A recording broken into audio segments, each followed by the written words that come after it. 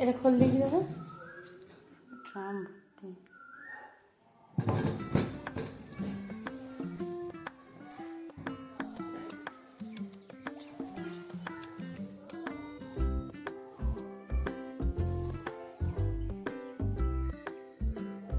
এই ঘরে গন্ধই আলাদা না?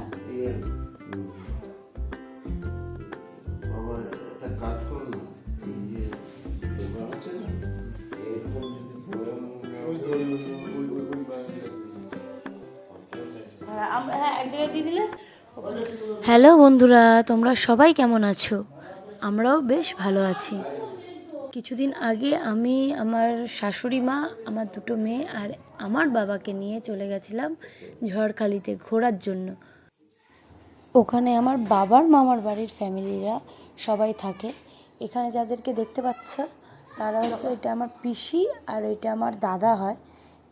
ওখানকার মেন কাজ হলো হচ্ছে মধু সংগ্রহ আর হচ্ছে কাঁকড়া, নদী থেকে কাঁকড়া ধরা।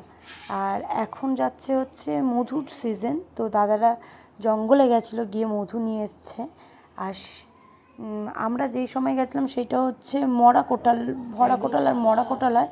আমরা গেছিলাম মরা কোটালের সময়, সেই সময় আমরা কাঁকড়া পাইনি, শুধু মধুটা পেয়েছিলাম। আর এই মধুটা হলো খোলসা ফুলের মধু, মানে সব থেকে ভালো মধু হচ্ছে খোলসা ফুলের মধু। এরপরে মধু আসবে আরও সব বিভিন্ন ধরনের ফুল হবে জঙ্গলে, সেই সমস্ত ফুলের মধু। এটা হবে সাদা, এই মধুটা পুরো সাদা। আর এর পরের মধুগুলো হবে লাল ঝাঁঝালো, ওখান থেকে আমার শোনা এগুলো সব। তো সব থেকে ভালো মধু এইটা আমরা নিয়ে এসেছিলাম আমার বাচ্চার জন্য। তো আর এই ঘরে যখন ঢুকেছিলাম তখন শুধু হচ্ছে মধুর গন্ধে মম করছে, এত সুন্দর একটা মিষ্টি গন্ধ ঘরের ভিতরে ঘুরে বেড়াচ্ছে, কি বলবো, খুব সুন্দর ঘরটা। এই ঘরের ভিতরে শুধু মধু মধু আর মধু, বিভিন্ন জায়গায় ড্রামে ব্যারেলে করে করে শুধু মধু রাখা রয়েছে। আচ্ছা এইগুলো আবার কে নিয়ে যাবে এসে এই মধুগুলো? আচ্ছা, ওরা বিক্রি করবে, তাই তো?